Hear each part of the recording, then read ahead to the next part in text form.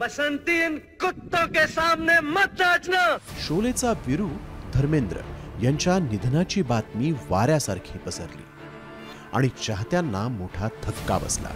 Social मीडियावर तर धर्मेंद्र यांना श्रद्धांजली वाहण्याची जणू स्पर्धाच लागली। मात्र ही अफवा असल्याचं समोर आलंय। तुम्हारी ये गोली लोहे के शरीर के पार नहीं जा सकती।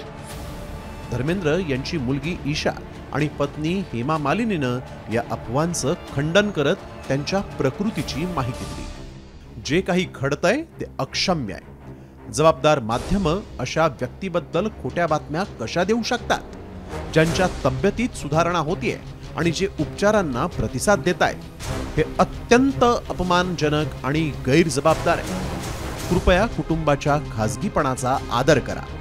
खरं तर 89 वर्षीय धर्मेंद्र यांना श्वास घेण्यास त्रास व्हायला लागल्यानं त्यांना मुंबईतील ब्रीच कँडी रुग्णालयात उपचारांसाठी दाखल करण्यात आलं। तज्ञ डॉक्टरांची टीम धर्मेंद्र यांच्या प्रकृतीवर लक्ष ठेवून आहे। मात्र सोशल मीडियावर निधनाच्या अफवांचं पीक आलंय। याआधीही माजी पंतप्रधान अटल बिहारी वाजपेयी, डॉक्टर मनमोहन सिंग यांच्या निधनाच्याही अफवा पसरल्या होत्या।